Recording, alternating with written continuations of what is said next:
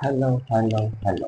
तो कैसे हैं आप सभी? उम्मीद है समझते अपनी पढ़ाई कंटिन्यूअस कर रहे हैं। सेशन को कंटिन्यू करते हैं। अपन इसमें class 12 mathematics application of derivatives और प्लस के अनुप्रयोग को कंटिन्यू रख रहे हैं और ये सिलसिला काफी लंबे समय से चला आ रहा है। आपसे कमिटमेंट है कि अपन क्लास 12 मैथमेटिक्स का पूरा सिलेबस है ना अपन कंप्लीट कराने वाले हैं। ठीक है, आपको इसी चैनल पर आपको हर वीडियो आपको मिल जाएगी है ना, और बिल्कुल सीक्वेंस में आपको मिलेगी। आपको बिल्कुल कहीं कोई घबराने की जरूरत नहीं है। आपको पार्ट वाइज आपको पार्ट 1 पार्ट 2 पार्ट 3 है ना, अपन ने बहुत तरीके से अपन चीजों को लेकर के चलना है। ठीक है ना, आपको कहीं ढूंढना नहीं पड़ेगा। ठीक है, इतना आप पढ़ते हो दैट्स एनफ। मैंने आपसे लास्ट सेशन में भी कहा हुआ है, इतना इनफ है, इतना पर्याप्त है आपके एग्जाम के लिए। ये सफिशियंट है।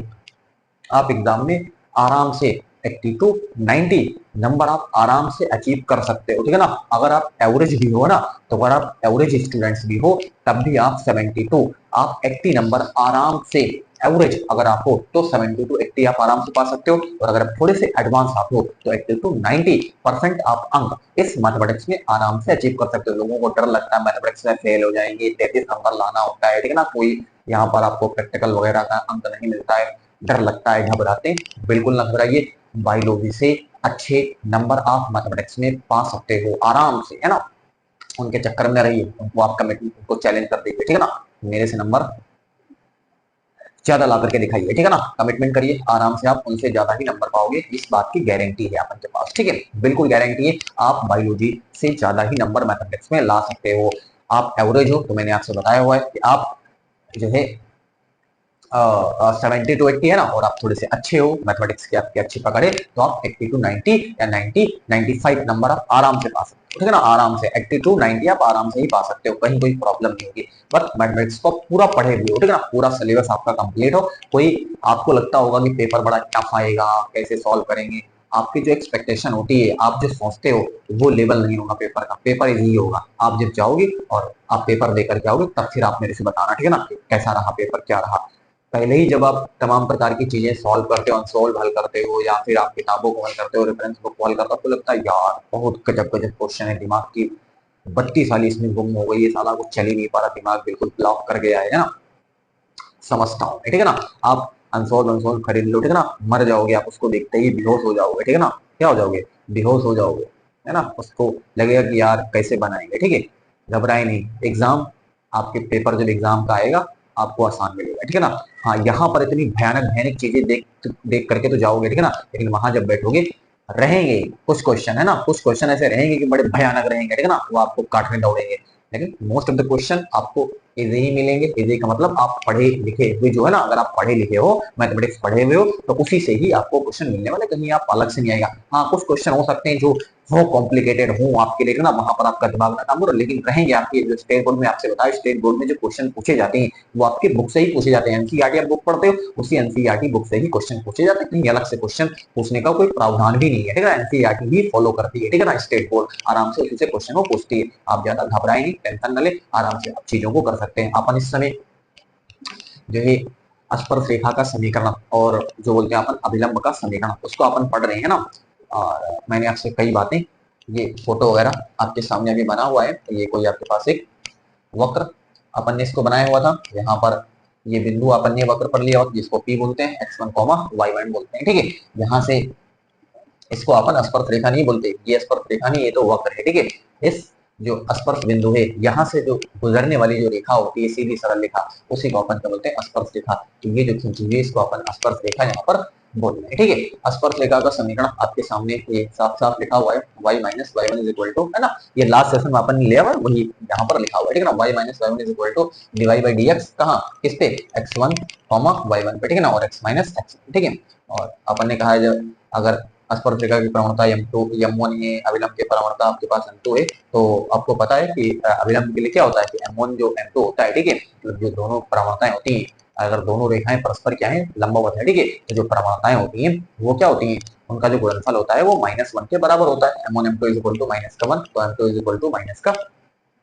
m2 is equal to minus का 1 बाई m1 आपके पास हो जाएगा। तो जो अभिलंब का समीकरण हो जाएगा, ये जो m2 क्या है वो क्या है, वो आपके पास क्या है, अभिलंब की प्रवणता है। तो अभिलंब की प्रवणता जो आपके पास स्पर्श रेखा की प्रवणता होती है उसकी उल्टी आपके पास होती है बस ऋण चिन्ह के साथ, है ना, ऋण चिन्ह के साथ उल्टी उल्टी होती है बस। ये M2 बराबर 1 माइनस का 1 अपन M1 अपन ने यहाँ पर लिख दिया है और ब्रैकेट में x माइनस x।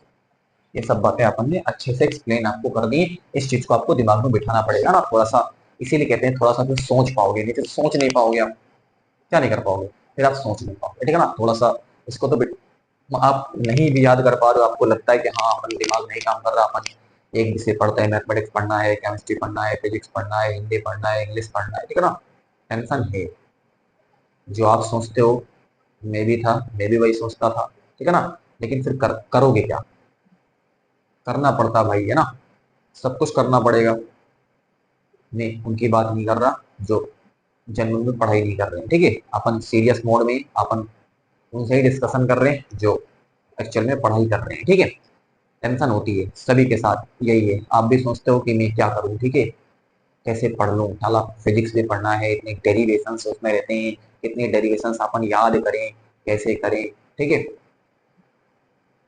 कंसेप्ट भी सीख लेते हैं, फिर भी कंसेप्ट भी साला भूल जाते हैं, ठीक है ना, कुछ समय बाद उसको अगर रिवाइज नहीं करें फिर भूल जाओ। केमिस्ट्री बोरिंग है ना, उसको भी कितने फॉर्मूले, कितने आपके पास याद करें, उसमें साला कितना याद करना पड़ता है, ठीक है ना। तो जब पेपर देखने को मिलता है लगता है साला सब ऊपर ऊपर जा रहा है, ठीक है ना। क्या समस्याएं एजुकेशन में, तो गजब की समस्याएं वाली है ना, साला कैसे लोग झेलते हैं इसको, ठीक है।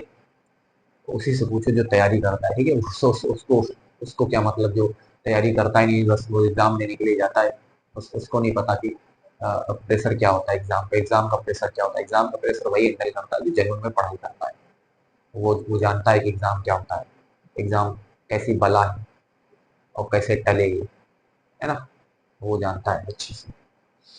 चलो बहरहाल अपन को अपन का काम करना है, अपन करते हैं, है ना, जो होगा वो देखा जाएगा। अपन तो अपना काम करते रहे, ठीक है ना। वैसे तो समस्याएं है ना, मैं समझता हूँ, मैं कितना ही आपको बता दूंगा ना, मैं कितना ही तसल्ली आपको दे दूं कि भाई हो जाता है, सब हो जाता है ना, कोई टेंशन नहीं है। आप भी जानते हो कि साला दिलासा ही देना है ना, जान चली जा रही है यहाँ पे तो क्या जा रही है, यहाँ पे तो साली जान चली जा रही है, और ये बता रहा है हो जाता है, हो जाता है, हो जाता है ना, जान ये जाती रहेगी, है ना। अपन का काम ऐसे भी करके चलता रहेगा धीरे धीरे, है ना, सब कुछ बस यही चलता रहेगा, ठीक है, कोई टेंशन नहीं यार, लाइफ में जो होगा देखा जाएगा, ठीक है, सब सब होगा, ठीक है। चलो आज अपन एक्सरसाइज, अपन ने कहा हुआ था बेसिक अपन ने पढ़ लिया है, एक्सरसाइज के क्वेश्चन आपके सामने ला के पटकते हैं एनसीईआरटी और सॉल्व करते हैं, थोड़े थोड़े नॉर्मल नॉर्मल पहले क्वेश्चन लेंगे, फिर आपके सामने कुछ अच्छे लेवल के भी क्वेश्चन लिए जाएंगे, मजा आएगा, आपको एंजॉय करोगे, ठीक है। देखिए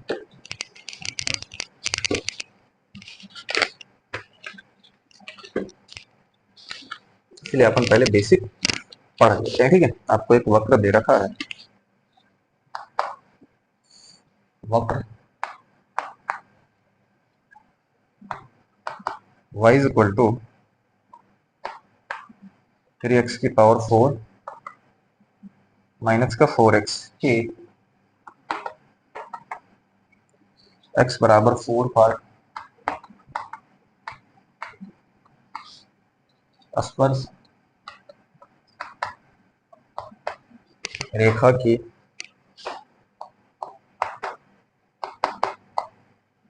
प्रवणता ज्ञात कीजिए।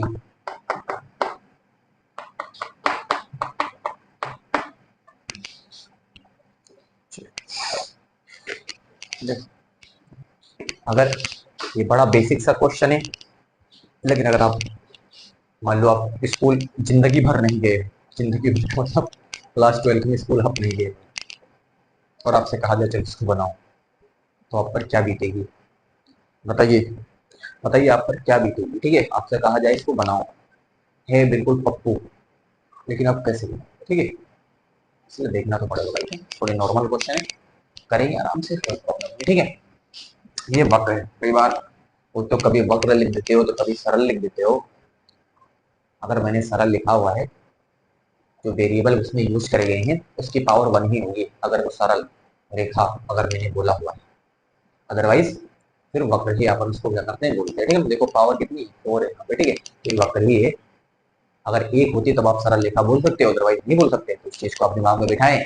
अगर पावर वन है, जो वेरिएबल आपके पास एक्स वाई जो कुछ भी आपको वेरिएबल दे रखा उसकी पावर एक ही होगी, एक से ज्यादा, फिर आप भाई ये फिर उसमें क्या समझेंगे आप, ठीक है। तो ये देखो आपको ये दे रखा है y is equal to 3x की पावर 4 माइनस का 4x। क्या करेंगे, सीधे x के सापेक्ष अवकलन।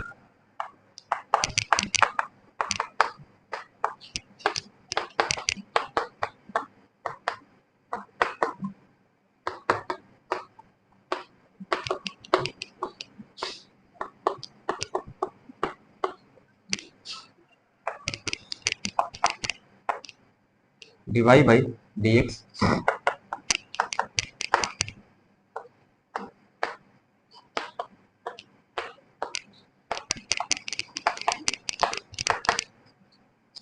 ये 12 एक्स क्यूब माइनस का 4। बोलो क्या कोई तकलीफ, 4 3 12 और ये एक्स क्यूब माइनस का 4।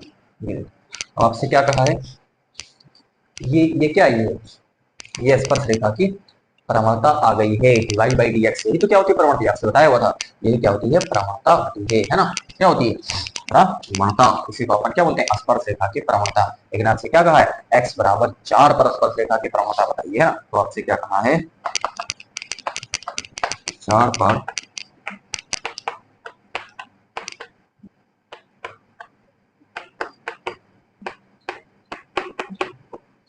आपसे ये कह रहा है, ये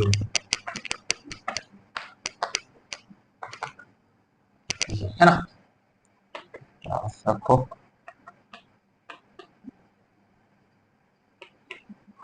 ये 4 चौक 16 16 चौको 64, है ना। 4 चौक 16 16 चौको 64, 12 चौक 48, है ना। 4, है ना। 12 छंग 72, 72 4 76, 76 ना। 4 चौक 16 16 चौको 64, 12 चौक 48 के 8 हो गया, 4 बच गया, 12 छंग 72, 72 4 76, ये हो गया 768, है ना। बराबर 764 आपके पास, ठीक है। तो ये है आज का अपना पहला क्वेश्चन। बिल्कुल आराम से आपने इसको क्या करना है, सॉल्व करना है, ठीक है। पहला क्वेश्चन बिल्कुल आराम से बड़ी स्मूथली अपन ने सॉल्व करा हुआ है। आपको पहले ये बेसिक क्वेश्चन आपको, अच्छा आप तो कभी इस चीज को गौर करें, क्या कभी इस चीज को आपने फील करा है कि जब इनिशियल क्वेश्चन आपके सामने आते हैं तो बड़े बेसिक बेसिक दिए जाते हैं। इस चीज को आपने कभी गौर करा है, ये बड़ी बहुत ही आराम से बड़ी स्मूथली हो जाते हैं, आराम से हो जाते हैं। क्यों, वो भी चाहता है कि आप इसमें जुड़े एक बार थोड़ा सा, है ना। आपके सामने कोई राक्षस ला करके पहले ही क्वेश्चन में ला करके पटक दे और उसी में धाराशायी हो जाओगे, फिर आगे कैसे जाओगे, ठीक है ना। तो यही है कि पहले आपको छोटे छोटे क्वेश्चन आपके सामने लाए जाते हैं, है ना, ताकि आप थोड़ा सा जुड़ सको, है ना। और जुड़ने के बाद फिर अपन आपके सामने कुछ ऐसे भी क्वेश्चन आते हैं जो ऐसे आपको दिए जाए तो आप डर जाओगे, लेकिन इनके बीच में आप करते जाओ करते जाओ करते जाओ, और बीच में ला करके उनको पटक दो ना, तो वो भी कब हल हो जाते हैं पता ही नहीं चलता है। कब वो हल हो जाते हैं पता ही नहीं चलता है, ठीक है ना। हम बता रहा हूँ वहां पर कब हल हो जाए तो आप जान ही नहीं पाओगे, ठीक है ना, कैसे हल हो यार, गजब हो गया, मजा आ गया, ठीक है। ये था पहला क्वेश्चन। चलते हैं अपन अगले क्वेश्चन पे, है ना। इरेज करता हूँ इसको मैं, अपन अगले क्वेश्चन पे चलते हैं, है ना।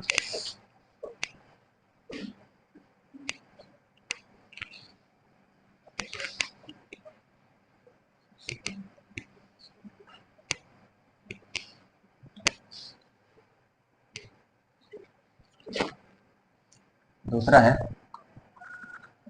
वक्त y इज इक्वल टू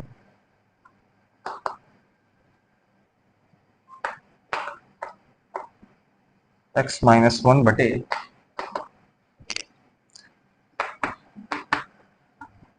और x बराबर यहाँ 2 नहीं है के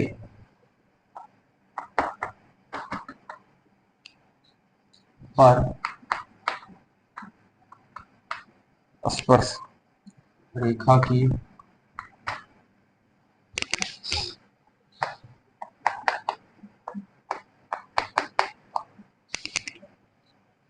प्रवणता ज्ञात कीजिए।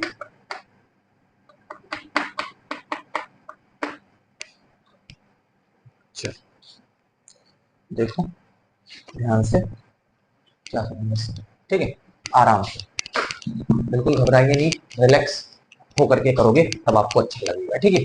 अदरवाइज घबरा जाओगे तो फिर बढ़ नहीं पाओगे, ठीक है। चलो क्या है, आपको ये दे रखा है वाई, वाई बराबर एक्स माइनस वन बटे एक्स माइनस टू, बोलो यही दे रखा है ना। बहुत बढ़िया। अपन क्या करते हैं, एक्स के सापेक्ष अवकलन करने पर यही करते हैं ना, एक्स के सापेक्ष दोनों पक्षों का अवकलन करने पर, है ना।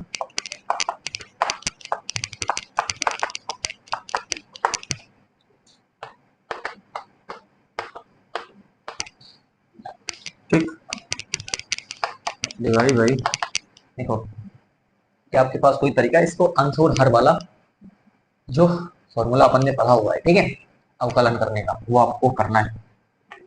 हर का क्या करते हो, स्क्वायर, है ना, हर लिखते हो यहाँ पे, और अंश का अवकलन यही तो करते हो, माइनस अंश और हर का अवकलन। ये देखो, बोलो क्या आपको ये पता है, इसको आप आराम से कर पाओगे ना। देखो प्रैक्टिस होती है, जितनी अच्छी आप प्रैक्टिस करे रहोगे उतना आपको इसमें एंजॉय आता रहेगा, ठीक है ना, उतना ही एंजॉय आप करते रहोगे आराम से ना, बिल्कुल लाइट तो आज की सुननी होगी आपको, आराम से देखते रहें बस। ये x का कितना हो जाएगा 1, इसका कितना हो जाएगा 0, ओवरऑल 1 ही हो जाएगा, माइनस का यहाँ x माइनस टू का क्या हो जाएगा, x का 1 माइनस टू का वो तो 0 है ना, तो ओवरऑल 1 ही आ जाएगा, बटे x माइनस टू का होल स्क्वायर। ये देखो x माइनस टू माइनस, है ना, x माइनस टू माइनस, और ये ब्रेकेट लगाना मत बोलना, गलती कर बैठोगे, ये देखो, ठीक, बहुत बढ़िया। आगे देख, dy by d x is equal to, ये कितना हो जाएगा, x माइनस टू माइनस का x, ये प्लस का 1 हो जाएगा, ठीक, x माइनस टू माइनस का x प्लस का 1 बटे कितना है, x माइनस टू का होल स्क्वायर। बढ़िया, बराबर, यहाँ बताओ ये और ये कट गया, माइनस का 2 प्लस का 1, बिल्कुल तसल्ली से सुनना, डिवाइड बाई डी एक्स, ये बचा माइनस का 1 है। मेरी कोशिश रहती है कि विषय को बिल्कुल उतार दिया जाए दिमाग में, ठीक है ना, बिल्कुल आपको विजुलाइज करवा दिया जाए, ठीक है ना, कोशिश अपन करते हैं, मैं नहीं कहता कि मैं बिल्कुल 100% सब कुछ सही कर रहा हूँ, ठीक है ना, अपन को परफेक्ट है, अपन सब जानते हैं अपन, ठीक है, धन्यवाद, सब नहीं जानते अपन, ठीक है, कोशिश करते हैं थोड़ा सा अच्छा करने की, है ना, और देखते हैं क्या है कैसे। तो ये डिवाइड बाई डी एक्स क्या है, स्पर्श रेखा की प्रवणता आपके पास आ गई है। ये क्या है, डिवाइड बाई डी एक्स क्या है, स्पर्श रेखा की प्रवणता है। लेकिन आपसे क्या कहा है, x बराबर 10 पर स्पर्श रेखा की प्रवणता बताइए, आपसे कहा है x बराबर 10 पर,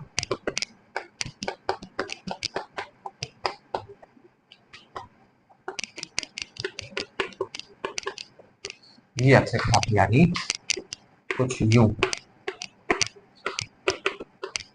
ये आपसे कह रहा है तो क्या दिक्कत है,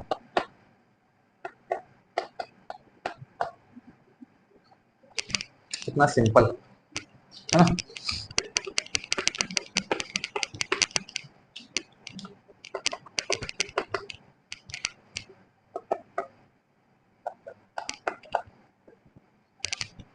है ना, ये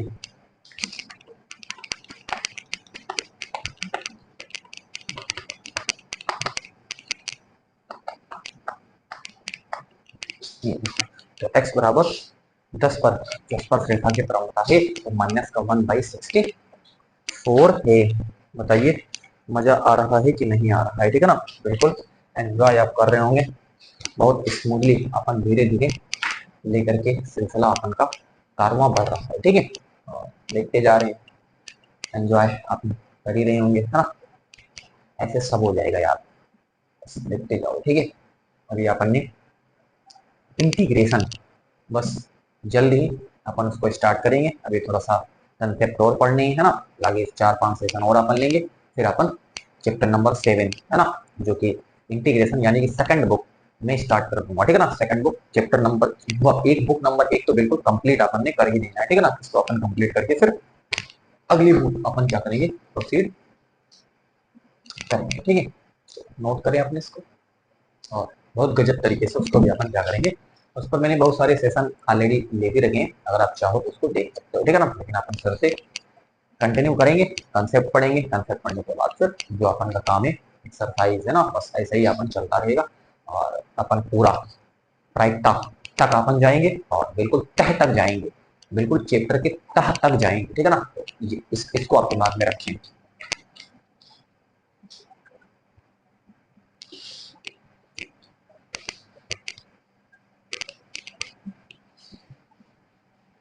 बड़े बेसिक बेसिक, ये कोई मैं अपने ये आपकी बुक एनसीईआरटी बुक के ही क्वेश्चन है, कोई मैं नहीं बना के लेके आए हूँ। ठीक है ना, ये आपके एनसीईआरटी आप खोलोगे आपको दिख जाएगा।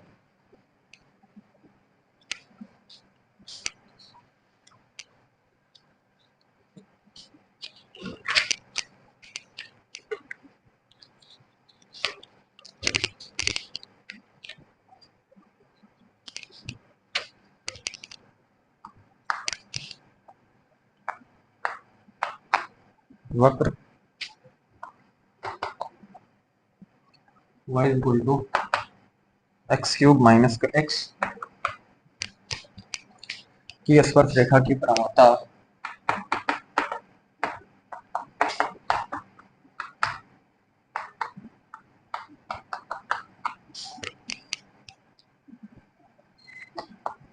उस बिंदु पर याद कीजिए, उस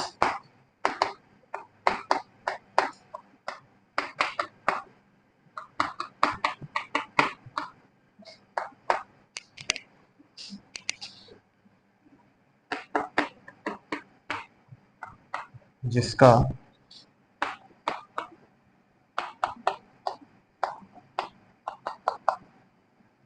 एक्स निर्देशांक 2 है ना।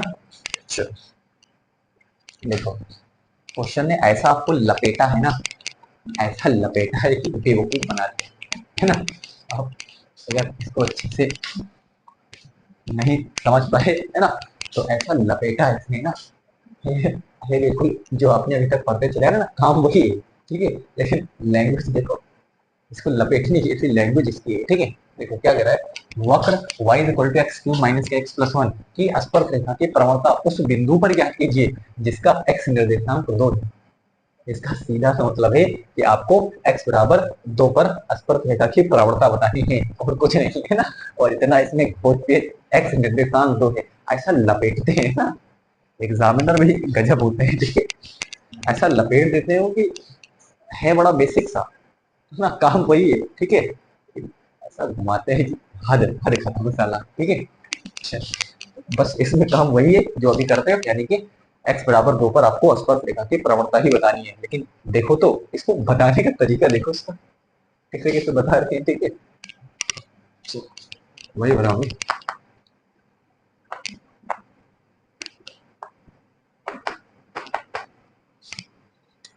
x के सापेक्ष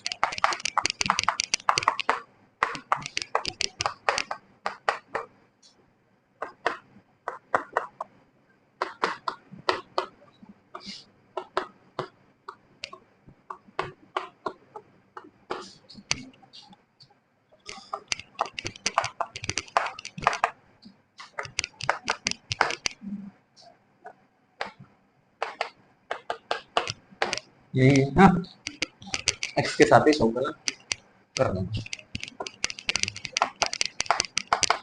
ये कितना हो जाएगा 3x² माइनस का 1, बस ये तो आपके पास कितना हो जाएगा 0 हो जाएगा। ठीक है, चलो बहुत बढ़िया। आपसे क्या कहा है x बराबर x निर्देशांक मतलब x बराबर 2 पर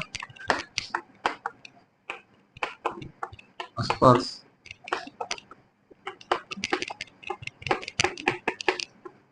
क्रमांक है ना, आपसे यूं कुछ कहना है।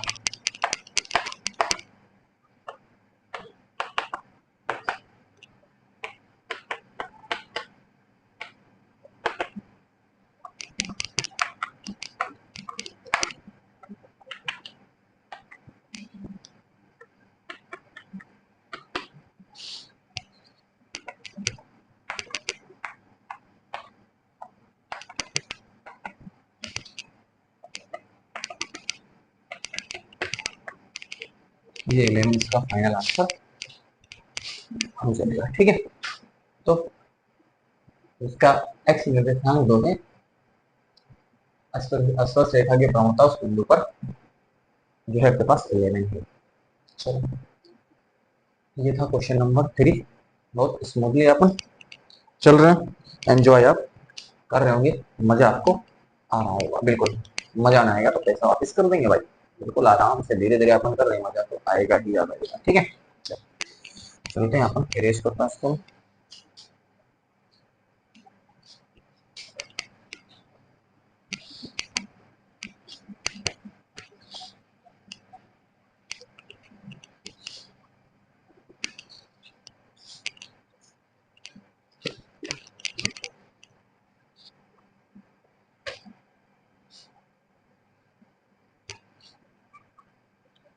अगला है कहता है वक्र y is equal to x³ minus 3x+2 की स्पर्श रेखा की प्रवणता की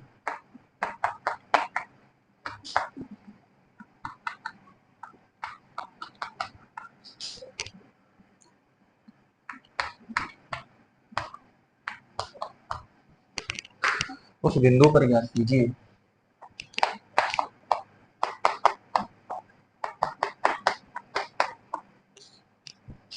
जिसका x निर्देशांक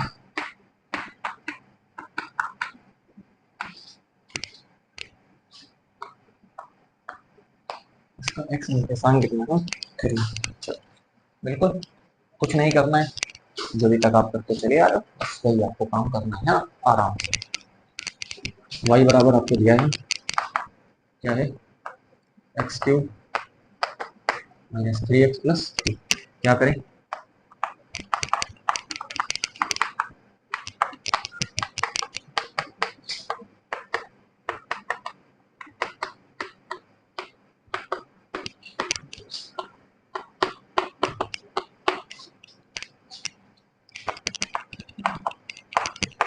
ये क्या हो जाएगा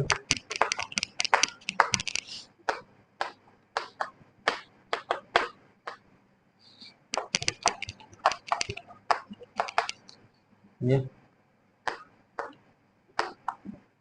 3x² माइनस का 3, यही है ना। तो आपसे क्या कहा है x बराबर 3।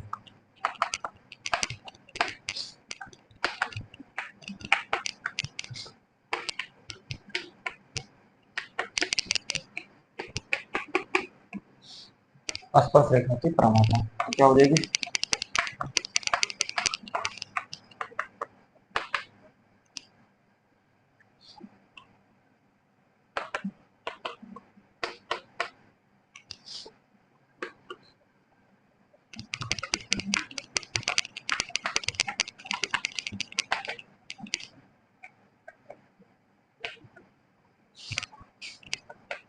ये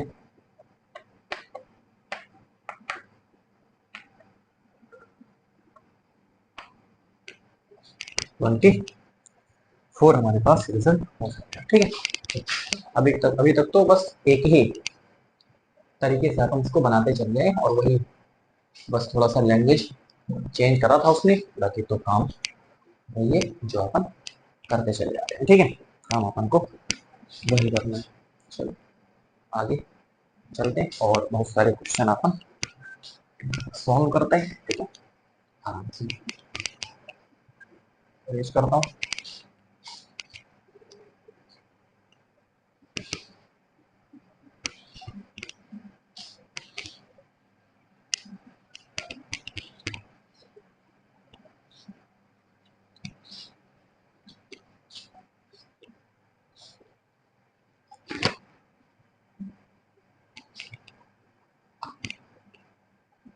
हाँ है वक्र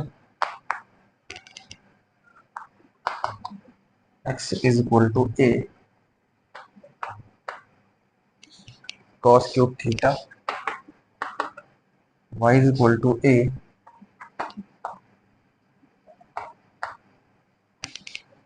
थीटा की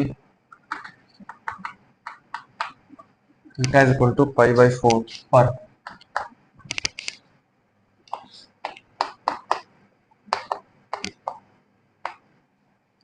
अभिलंब की प्रवणता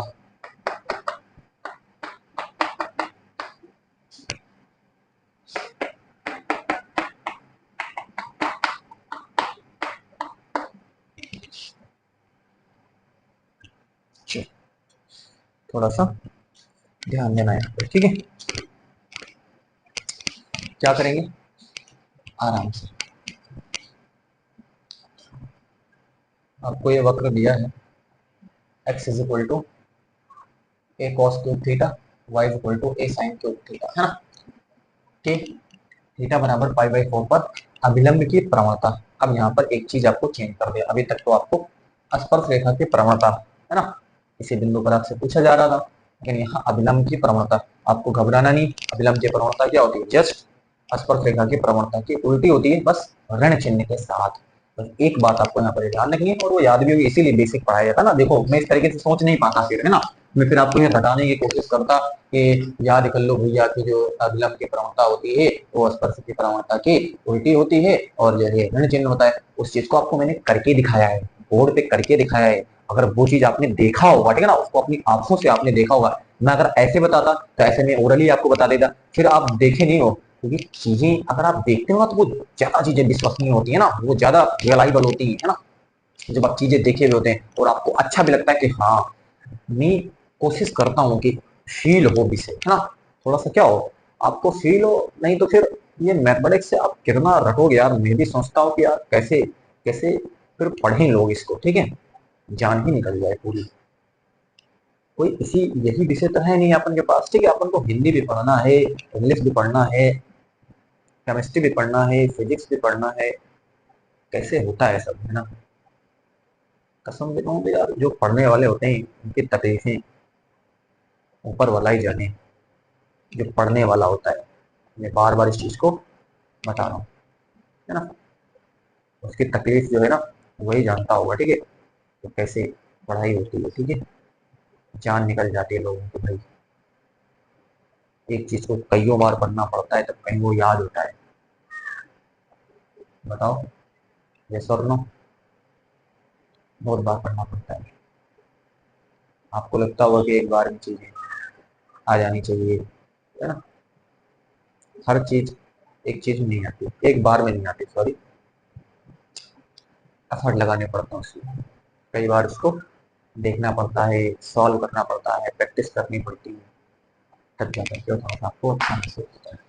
चलो ये देखो, आपने इसको देखते ही कुछ दिमाग में आपके क्लिक करा के नहीं, अच्छा, इसको देख करके यक्स और वाई, सबसे पहले ये अवलंब की प्रवणता आपको चाहिए, तो अवलंब की प्रवणता का मतलब क्या होता है, सबसे पहले स्पर्श रेखा की प्रवणता पता करो। स्पर्श रेखा की प्रवणता का तो ये उल्टा होता है ना अभिलंब की प्रवणता, तो यानी स्पर्श रेखा की प्रवणता आपको पता करनी है, यानी डीवाई बाई डीएक्स आपको पता करना है। बोलो हाँ या ना, है ना, तो डीवाई बाई डीएक्स आप पहले पता करो, उसके बाद उल्टा कर देंगे, आपका काम हो जाएगा अपन का, ठीक है। ये है क्या, इसको मैं आपको याद दिलाऊं क्या है, ये है प्राचलिक समीकरण, कुछ याद आया, बताओ याद आया कि नहीं आया। इसको बोलते हैं प्राचलिक समीकरण, है ना। जब आपके पास दो वेरिएबल आपके पास है, एक्स और वाई, और उसको आप किसी तीसरे वेरिएबल के पदों में व्यक्त कर सको। देखो एक्स और वाई ये जो आपके पास वेरिएबल है, इनको आप तीसरे वेरिएबल थीटा के पदों में इसको आप लिख पा रहे हो। इसका मतलब ये जो दोनों समीकरण हैं, इन समीकरणों को प्राचलिक समीकरण कहते हैं। बोलो याद आया कि नहीं आया कुछ? इनको अपन याद नहीं आया तो फिर कोई प्रॉब्लम नहीं है, ठीक है ना? अभी सब आराम से आप सुनते जाइए। इसको बोलते हैं अपन प्राचलिक समीकरण। और जो तीसरा वेरिएबल होता है जिसको तीसरा चर बोलते हैं, तीसरा चर क्या होता है? उसको अपन जो है प्राचल बोलते हैं। उसको अपन क्या बोलते हैं? प्राचल बोलते हैं, ठीक है ना? जो तीसरा वाला वेरिएबल होता है उसको अपन प्राचल बोलते हैं, और जो समीकरण आपको प्राप्त होती है उसको अपन प्राचलिक समीकरण कहते हैं, है ना? ये थोड़ी सी बातें थी। देखो क्या है ध्यान से, ये है आपके पास x बराबर a, और यहाँ लिख देते हैं इसको y, y इक्वल टू, ठीक। देखो ध्यान से, इसको करते हैं, इस क्या करते हैं, जो प्राचल होता है उसी के रिस्पेक्ट में इसका क्या करते हैं अपन अवकलन कर देते हैं। ये आपको पता है, प्राचल के रिस्पेक्ट नहीं करते हैं, वहां आपने पढ़ा होगा, याद होगा आपको। थीटा के x के सापेक्ष करने मतलब जाना इसको, थीटा के सापेक्ष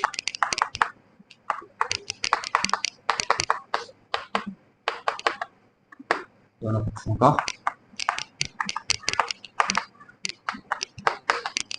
प्रश्न में थोड़ा सा चेंज आया है, ठीक है। तो dx अपान डी थीटा, डी अपान डी थीटा ए, ये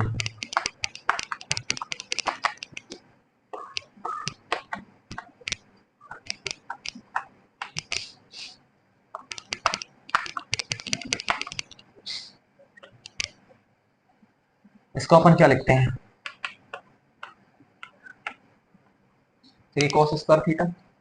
अब इसको अपन ने cos थीटा को, cos थीटा का होल स्क्वायर इसको अगर क्या करना, cos थीटा इसको अपन ने x माना है, तो जिसको अब x के यहाँ पे x नहीं माना, यहाँ पर थीटा के रिस्पेक्ट में तो आपने इसको थीटा माना है। अब इसको माने हुए इसका अवकलन एक बार और करते हैं, ठीक है ना? ये अपान cos थीटा। बोलो ये चीज पकड़ में आ रही है कि नहीं पकड़ में ना? इतना कुछ आपको सिखाया हुआ है, अब यहाँ आपको मैं नहीं समझता कि आपको इतनी बार फिर बताना पड़ेगा ना। 3a cos स्क्वायर थीटा, और ये माइनस साइन थीटा, ठीक। एक बार और इसको लिख देते हैं, माइनस 3a, चलो बोलो क्लियर? इसका देखो फिर से,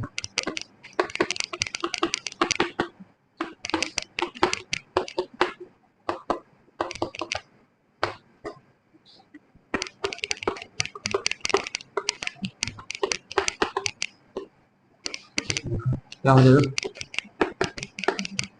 divide by d theta is equal to, ये आपके पास ए है, ठीक है।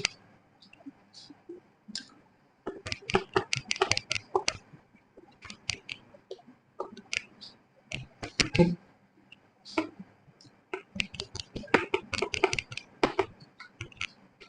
ये बाहर का साइन थीटा का होल क्यूब आप करोगे, ठीक है। तो कैसे लिखोगे, फिर से 3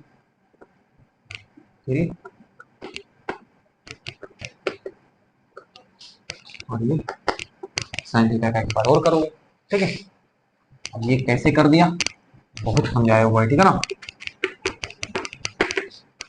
ये 3 साइन थीटा का cos थीटा के पास हो जाता है, ठीक। अब देखें, इसको एक बोल देना है, इसको आपने, आपको क्या चाहिए, डीवाई बाई डी एक्स चाहिए, ठीक है ना? डीवाई बाई डी एक्स, तो समीकरण दो में समीकरण एक का भाग लगाने का डीवाई बाई डी थीटा बटे डी एक्स अपान डी थीटा बराबर 3a sine square theta cos theta बटे 3a माइनस है ना, cos square theta sine theta आपके पास हो जाएगा। ठीक है, ये आपके पास कट ही जाएगा, एक इसमें का ये कट जाएगा, एक इसमें से ये कट जाएगा। ठीक है, चलो नोट करो, फिर अपना आगे बढ़ाते हैं। क्या बचा वो आपके सामने अभी ले लें। ठीक है, स्क्रीन शॉट आप इसका ले लें, प्रॉपर आपको आज तो दिखाई देना होगा, अभी कोई प्रॉब्लम आपको लाइव वाला इशू नहीं होगा। ठीक है, बढ़ जाए, स्क्रीन शॉट आपने ले लिए, आगे अपन बढ़ जाते हैं। ठीक है,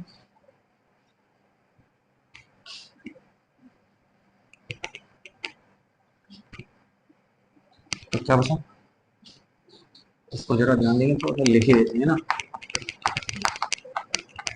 पलटा देते हैं। ठीक है ना, ऊपर लिख रही है नीचे बराबर, यहाँ क्या बचा, ये खत्म हो गया, ऊपर एक साइन थीटा बचा और नीचे एक कोस थीटा बचा, है ना, ध्यान देना।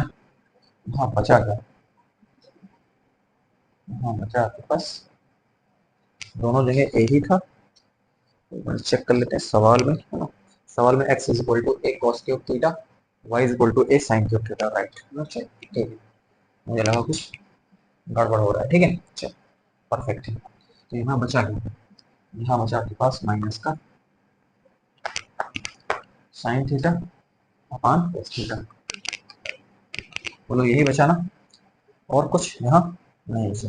ठीक है, तो ये हट जाएगा, divide by d x is equal to minus का टेन थीटा आपके पास हो गया। ठीक, चलो आपसे क्या कहा है, थीटा बराबर पाई बाई 4, ध्यान देना क्या लिखेंगे। ठीक, ये आ गया आपके पास क्या, स्पर्श रेखा की प्रवणता। अब आपसे क्या, थीटा बराबर पाई बाई 4 पर स्पर्श रेखा की प्रवणता, है ना, divide by d x theta is equal to pi by 4 minus का 10 पाई बाई 4, है ना। चलो रेज करते हैं इसको अपन,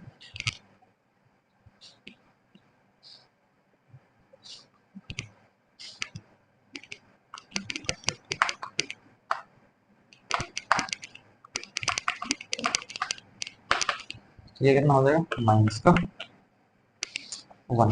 ठीक है, आपसे ये नहीं कहा कि आप स्पर्श रेखा की प्रवणता बताइए, थीटा बराबर पाई बाई 4 पे आपसे कहा है अभिलंब की प्रवणता बताइए, है ना। तो अब आप बताइए अभिलंब की प्रवणता क्या होती है। अभिलंब की प्रवणता आपको सब पता है, अभिलंब की प्रवणता तो माइनस का 1 अपान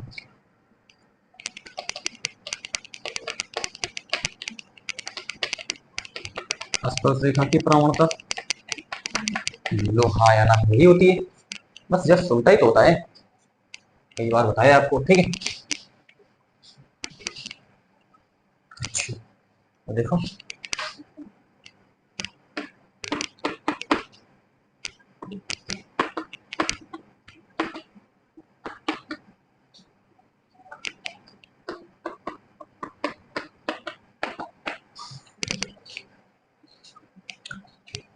ये क्या है, स्पर्श रेखा की प्रवणता माइनस का 1, ये खत्म। तो क्या बचा,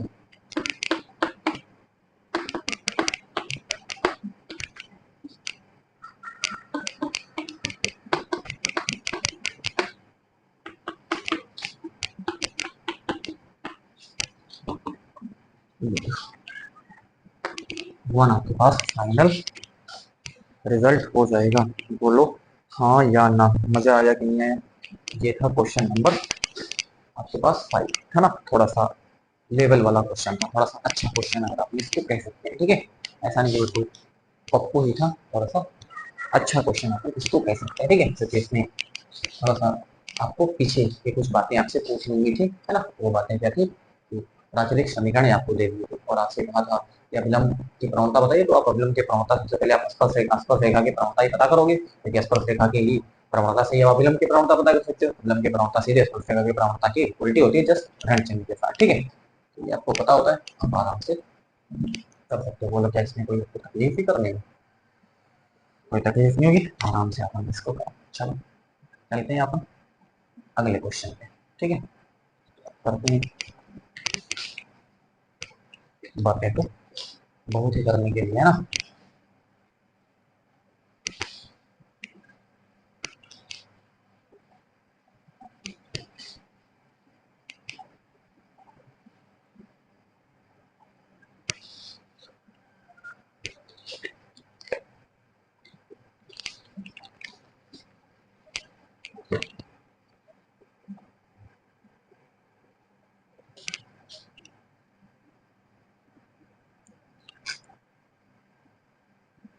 क्या है यहाँ पे? अगला है, आपसे कहा है theta equal to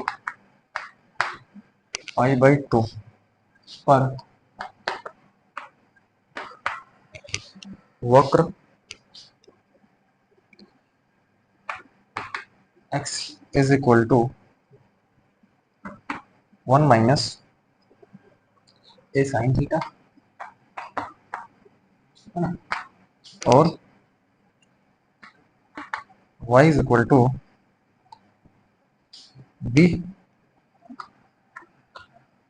b cos square theta, है ना, के अभिलंब की प्रवणता ज्ञात कीजिए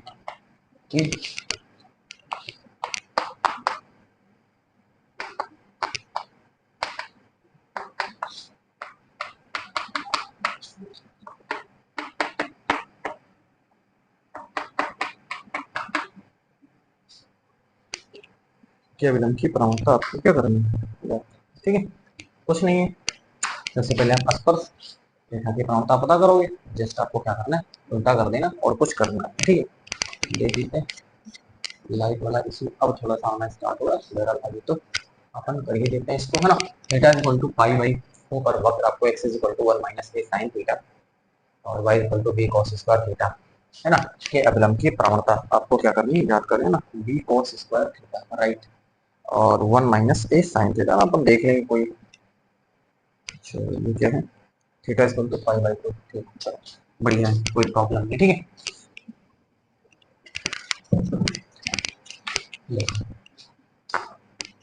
क्या करेंगे, आपको दिया है x 1 minus a sine theta और यहाँ y equal to b cos square theta आपको दे दिया है। x के सापेक्ष अवकलन कर देते हैं। x के सापेक्ष क्यों करोगे, ध्यान देना, ये दोनों प्राचलिक समीकरण आपको दे रही है क्योंकि x और y वेरिएबल है, किसी तीसरे चर राशि थीटा के पदों में इसको व्यक्त किया गया है। इसका मतलब थीटा यहाँ पर प्राचल है, तो प्राचल के सापेक्ष ही आपको यहाँ पर अवकलन करना होता है। ठीक है, थीटा के सापेक्ष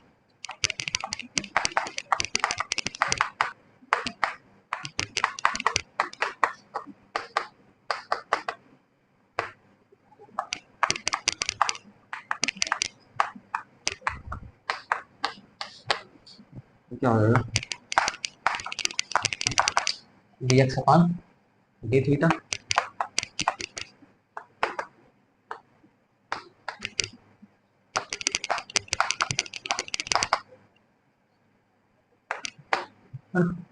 ये 1 का तो 0 हो जाएगा और ये आपके पास a साइन का क्या हो जाएगा, साइन का cos हो जाएगा। ठीक है, ठीक है, तो माइनस का a cos थीटा आपके पास हो गया। इसका देखो,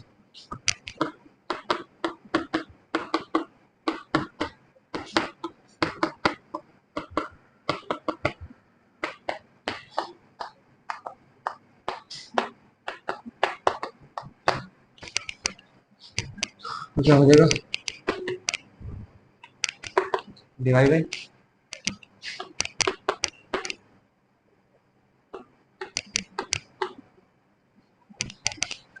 ये। ठीक,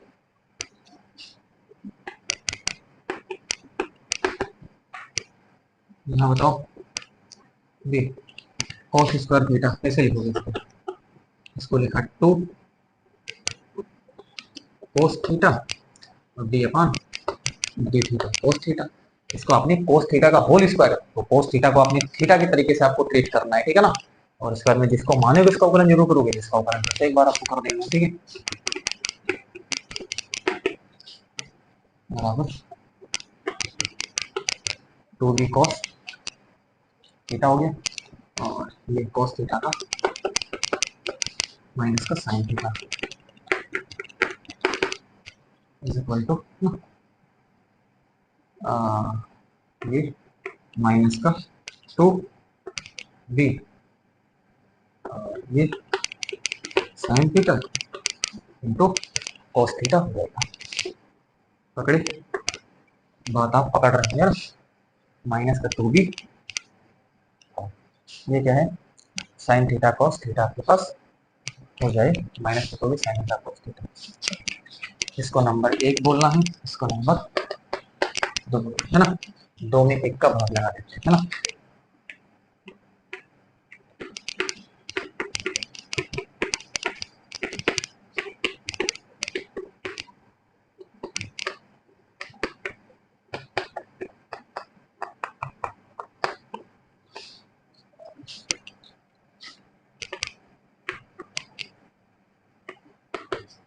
अभी तो पता चल ही चुका होगा ना, डी थीटा कट जाएगा जो पीछे आपने करा है, तो आप डायरेक्टली डिवाइड बाई डी लिखे आता है ना।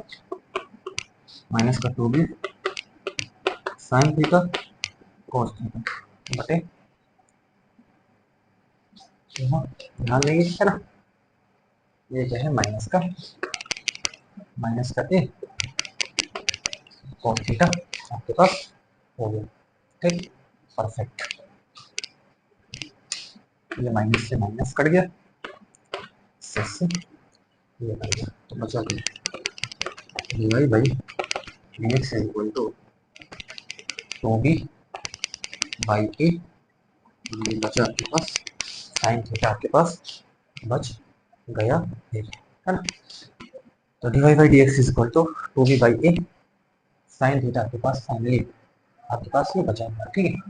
चलो अब आपसे क्या कहा है, ये आया है स्पर्श, है ना, स्पर्श रेखा की प्रवणता, है ना। पहले आप पता करें स्पर्श रेखा की प्रवणता किस पे, थीटा बराबर पाई बाई 2 पर पता करें, ठीक है। चलो इसको आगे अपन लिखते हैं, एक्स बराबर थीटा बराबर सॉरी थीटा बराबर पाई बाई 2 पर स्पर्श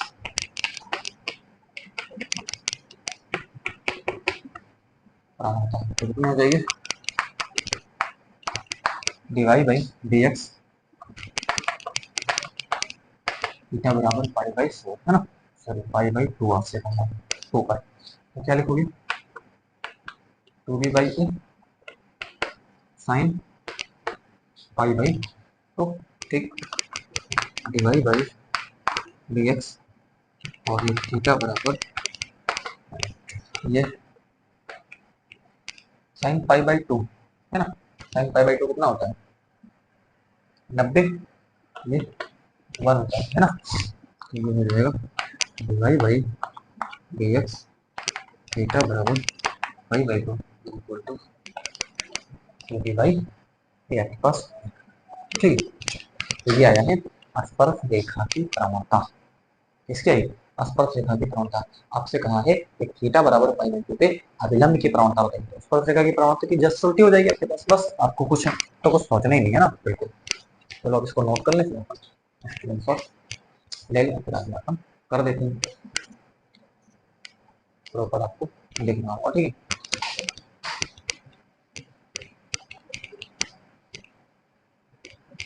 सबसे ज्यादा है आपको बताना है अभिलंब की प्रवणता,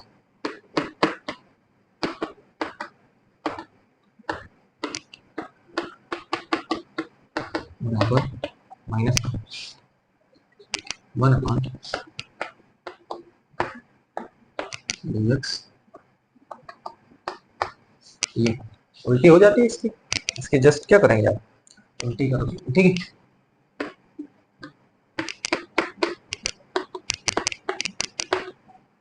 अभिलंब की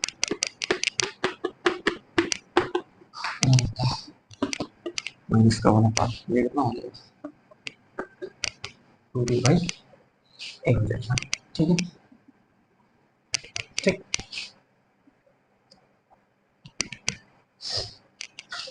पलटा दें इसको, क्या हो जाएगा, ये पान, ये इसका फाइनल आंसर आपके पास है ना। तो रिजल्ट है ए अपान टू बी, है ना, ऋण। ये आपके पास क्या आ गई है, अभिलंब की क्रमता आ गई। बड़ा सिंपल है ना, इसीलिए कहते हैं बेसिक पढ़ोगे ना तो आपको इसको बनाने में मजा आएगा, ठीक है ना। आपको बिल्कुल परम आनंद, जैसा मैं कहता हूँ कि आपको परम आनंद की प्राप्ति होगी, तो बिल्कुल ये तो कंफर्म है कि परम आनंद की प्राप्ति तो होगी ही होगी, ठीक है। अगर आप इनको इसी वे में, जैसे आपको यहाँ पर सिखाने का अपन कोशिश कर रहे हैं, इसी वे में अगर आप सीखने की कोशिश कर रहे हो तो ये तो गारंटी है कि परम आनंद की तो प्राप्ति हो गई होगी, है ना। हमने इसको एक बार बोलो चाहे इसको अनेकों बार बोलो, ठीक है ना, आनंद तो आपको मिलेगा, ठीक है। चलो, बस लगभग अपन 50 to 60 मिनट के रिविजन आ चुके हैं, ज्यादा और खींचने के मूड में है नहीं, है ना। फिर एक सेशन और ले लेते हैं इसको, उसके बाद में इसको अपन क्लोज करेंगे, ठीक है। और क्लोज करने के बाद फिर आगे के कंसेप्ट पे फिर अपन और जो बिंदु देखेंगे, है ना, फिर उस पर अपन क्या करेंगे, डिस्कस करेंगे। डिस्कस करने के बाद फिर अपन एक्सरसाइज पर कूदेंगे, ठीक है ना। देखो, अपन तरीका क्या है, अपन आपने देखा होगा कि अपन कुछ इस वे में चल रहे हैं कि सबसे पहले अपन चैप्टर को कोई भी अगर कंटिन्यू करते हैं, ठीक है ना, तो उसमें आप थ्योरी देखते हो नहीं, बुक में थ्योरी पढ़ते हो नहीं पढ़ते, ज्यादातर लोग नहीं पढ़ते, ठीक है ना। मैं जानता हूँ सीधे वो कूद फांद पढ़ते हैं, एक्सरसाइज पे आकर के तुरंत उसको निपटाना चालू करते हैं, ठीक है। और उनको तमाम प्रकार की दिक्कतें होती हैं, उनको अच्छा नहीं लगता कि यार अपन कर क्या रहे हैं, है ना। आपको अगर फील अपने आप को करवाना है, थोड़ा सा विषय से आपको अपने आप को अवेयर करवाना है, ठीक है ना, आप सीधे एक्सरसाइज कर करके कूद फांद गए हो, फिर आप विषय का मजा नहीं ले पाओगे, ठीक है। और जब विषय का मजा नहीं ले पाओगे तो फिर आपको वो जो विषय आप पढ़ रहे हो, ठीक है, वो आपको अच्छा नहीं लगा, वो आपको बोरियत फील होगा कि हाँ वो अपनी आसपास की चीज नहीं है, ठीक है आपको। इसीलिए मैं थोड़ा सा चैप्टर को जब कंटिन्यू करता हूँ, स्टार्ट करता हूँ ना, तो मैं आपको थोड़ा सा इसको दिखा देता हूँ कि हाँ ये ऐसा है, थोड़ा सा ऐसा है, ऐसा विजुलाइज करो, ये चीजें अपने पास की नहीं, कहीं अलग की नहीं, कहीं दूर की नहीं, ठीक है। तो ऐसा करने से फिर क्या होता है, थोड़ा सा आप फैमिलियर होते हो, एक्सरसाइज आती है तो वही चीजें आपने बेसिक में पढ़ रखे होते हैं, बस उसी को आपको यहाँ पर इम्प्लीमेंट करना रहता है ना। जब अपन यही नहीं बात करता, अपन जब फिजिक्स वगैरह पढ़ते हैं ना, तो मैं आपको अगर चीजें अच्छे से एक्सप्लेन ना करूँ, है ना, क्योंकि पूरी फिजिक्स से डेरिवेशंस पे चलती है ना। आप कितने डेरिवेशंस याद कर लोगे, एक याद कर लोगे, दो याद कर लोगे, है ना, कोई क्या वही पेपर पूछा जाए ऐसा जरूरी है ना। तो पेपर में कुछ भी तो पूछा जा सकता है ना, कोई तो फिक्स है नहीं। तो तरीका क्या है, तरीका ये है कि फिर उसको उस वे में बताया जाए, है ना, कि थोड़ा सा आप विजुलाइज करो उसको, ठीक है। और जब विजुलाइज करो तो जैसे अगर मैं आपको करंट बताऊंगी, करंट चलती रहती है, ठीक है ना, करंट का एक्चुअल फिनोमिना क्यों है, क्या फिनोमिना है, चलने के पीछे का क्या रीजन है, करंट कैसे फ्लो होती है ना, कैसे रन करती है, कौन जिम्मेदार है। तो इसको आपको थोड़ा सा विजुलाइज कैसे, देखो अपन चीजें सिनेरियो को समझे हुए होते हैं, है ना, अपन उस चीज को जो है अच्छे से दिमाग में बिठाए हुए होते हैं, इसलिए अपन को थोड़ा सा आसान लगता है चीजों को, है ना। और आप पहली दफा सुन रहे हो, लेकिन अपन कोशिश तो करते हैं ना कि आप भी इसको ऐसा विजुलाइज करो, ठीक है। जैसे मैं आपको बताऊं कि करंट कैसे चलती है, तो करंट चलने के पीछे का क्या फिनोमिना है, ठीक है। तो आप जब विद्युत क्षेत्र आप नहीं लगाते हो, जैसे आपके पास कोई चालक है ना, या आपके पास कोई कंडक्टर है, ठीक है, और जब आप इलेक्ट्रिक फील्ड अप्लाई नहीं करते हो, तो फिर आप देखते हो कि उसमें जो मुक्त इलेक्ट्रॉन होते हैं वो रैंडम मोशन करते हैं, अनियमित गति करते हैं, ठीक है ना, वो इधर उधर गति आपके पास करते रहते हैं, ठीक है। और जिसमें फिर क्या होता है कि जो वेग की जो दिशा होती है ना, मुक्त इलेक्ट्रॉनों की वेग की दिशा, वो तो लगातार चेंज होती है, लेकिन मान नहीं बदलता है। दिशा लगातार क्या होती है, चेंज होती है, लेकिन मान नहीं बदलता है, ठीक है ना, क्योंकि इलेक्ट्रॉन एक निश्चित दिशा में प्रवाहित नहीं होते।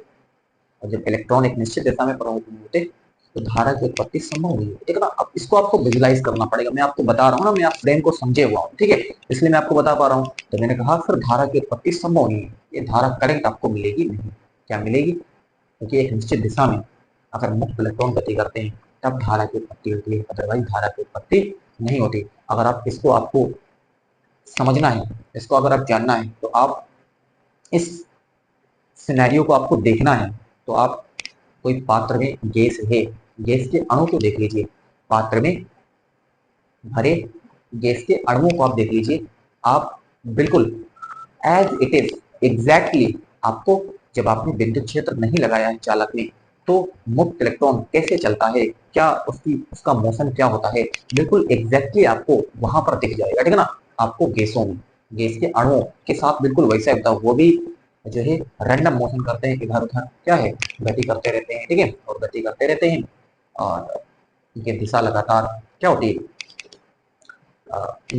बदलती रहती है, और मान जो है वो चेंज नहीं होता, ठीक है। और ये आप याद रखें, यहाँ पर वो टकराते भी हैं, धनायनों से टकराते हैं, अन्य इलेक्ट्रॉनों से टकराते हैं, और यहाँ पर जो टक्कर होती है वो होता जो है प्रत्यास्थ होती है। टक्कर क्या होती है, टक्कर पूर्णतः क्या होती है, प्रत्यास्थ होती है। विद्युत क्षेत्र की अनुपस्थिति में अपन बात कर रहे हैं, ठीक है ना। तो टक्कर पूर्णतः क्या होती है, प्रत्यास्थ होती है, ठीक है। अब यहाँ अगर आप उनके वेग का औसत देखोगे, वेग का क्या देखते हो, वेग का औसत देखते हो, तो वेग का औसत यहाँ पर क्या होता है, जीरो होता है। अगर वेग का औसत जीरो होता है, फिर इलेक्ट्रॉन अपनी दिशा में बढ़े नहीं, और फिर आपको धारा को बढ़ते नहीं होती, ठीक है। फिर आप विद्युत क्षेत्र लगाते हो, और वहां पर चाल, आपको बताओ चाल बहुत तेज होती है, 10⁵ मीटर प्रति सेकेंड, है ना। कब, बाह्य विद्युत क्षेत्र की अनुपस्थिति में जो इलेक्ट्रॉन चलता है उसकी गति बहुत तेज होती है, वो क्या होती है, 10⁵ मीटर प्रति सेकेंड, बहुत तेजी से गति करता है, ठीक है ना। आप अगर इसको आपको देखना हो, ठीक है, आपको मैं आपको जैसे बताऊं, है ना, जैसे आप एक मैदान ले लीजिए, मैदान में 10-15 बच्चे ले लीजिए, ठीक है ना, 15 लोग ले लीजिए, 15 लोगों के उस मैदान को आप अच्छे से दिखा दीजिए, ठीक है। और उस मैदान को आप अच्छे से दिखाने के बाद उनके आंखों पे आप पट्टी बांध लीजिए, है ना। ये कब बात कर रहे हैं, बाह्य विद्युत क्षेत्र की अनुपस्थिति में, ठीक है। पट्टी बांध लीजिए और फिर उनसे कहिए चलिए, ठीक है। अब वो चलेंगे, कोई इधर जाएगा तो कोई इधर जाएगा, तो कोई दाएं जाएगा तो कोई बाएं जाएगा, तो कोई आगे जाएगा तो कोई पीछे जाएगा, ठीक है ना। इस तरीके से गति करेंगे। तो अब ये क्या क्या एक निश्चित दिशा में, ये समूह जो है क्या एक निश्चित दिशा में बढ़ रहा है, कोई इधर जा रहा है ना। हाँ, ना लड़े इसके लिए चिल्ला सकते हैं, चिल्ला देंगे तो फिर नहीं लड़ेंगे कि अपन सामने से कोई आ रहा है, चिल्ला सकते हैं, ठीक है, नहीं लड़ेंगे। तो अब आप बताओ, क्या यहाँ पर सभी जितने भी स्टूडेंट्स हैं, जितने भी बच्चे हैं, क्या सभी एक दिशा में बढ़ रहे हैं, बिल्कुल नहीं बढ़ रहे हैं ना। तो इनके जो वेग का औसत आप देखोगे, कोई इधर कोई उधर, कोई आगे तो कोई पीछे, तो एवरेज आप इनका देखोगे, वेग का जो औसत देखोगे 0 आएगा, ठीक है ना। फिर धारा की उत्पत्ति पॉसिबल नहीं है, तो इसको आपको विजुलाइज करवा दिया, ठीक है। अच्छा, विद्युत क्षेत्र आप लगाते हो, जब आप विद्युत क्षेत्र लगाते हो तो फिर इलेक्ट्रॉन क्या करता है, जो मुक्त इलेक्ट्रॉन होते हैं वो गति करते हैं, है ना। गति करके वो धनायनों से टकराते हैं और अन्य इलेक्ट्रॉन से भी टकराते हैं, गति करते हैं, धनायनों से टकराए, क्योंकि धनायन भी होते हैं, इलेक्ट्रॉन भी होते हैं, अन्य इलेक्ट्रॉन से भी क्या करेंगे, टकराते हैं। ये टक्कर होते हैं, एक प्रत्यास्थ होती है विद्युत क्षेत्र की उपस्थिति में, है ना। टक्कर कैसी होती है, टक्कर होता है एक प्रत्यास्थ होती है ना। अब टकराए, टकराने के बाद जो अर्जित गतिज ऊर्जा है उसको खो देते हैं, उसको क्या करते हैं, खो देते हैं, और क्षण भर के लिए, थोड़े समय के लिए वो रैंडम मोशन करने लगे थे। मतलब टकराने के बाद क्या करते हैं, रैंडम मोशन करते हैं। फ्रेम को समझो आप, ठीक है ना। टकराएंगे, टकराने के बाद एक इलेक्ट्रॉन से, समझ में अपन, एक इलेक्ट्रॉन आया किसी धनायन से टकराया, टकराने के बाद वो अपनी अर्जित गतिज ऊर्जा को खो दी, और खोने के बाद कुछ समय के लिए वो रैंडम मोशन करने लग गया। और वो किससे करता है, वो करता है उसमें ऊर्जा से। जो रैंडम मोशन करता है, जो अनियमित गति करता है, वो किससे करता है, उसमें ऊर्जा से। अब आपने विद्युत क्षेत्र लगा रखा है, विद्युत क्षेत्र उस इलेक्ट्रॉन को फिर से त्वरित करता है, क्या करता है, फिर से उसको ऊर्जा देता है, फिर से त्वरित करता है ना। अब जो उसको फिर से त्वरित करेगा, जो फिर से त्वरित करेगा, फिर वो आगे बढ़ेगा, आगे बढ़ने के बाद फिर टकराएगा, फिर क्या करेगा, टकराएगा किसी धनायन से या किसी इलेक्ट्रॉन से टकराएगा, फिर क्षण भर के लिए वो अपनी अर्जित गतिज ऊर्जा खो देगा। टकराने के बाद क्या करेगा, टकराएगा तो ऊर्जा खो ही लेगा ना, ऊर्जा खो देगा, तो अर्जित गतिज ऊर्जा खो देगा। होने के बाद क्षण भर के लिए फिर तो क्या करेगा, रैंडम मोशन करेगा। सीन को समझो, सीन को समझो, विजुलाइज करवा रहा हूँ आपको, ठीक है ना।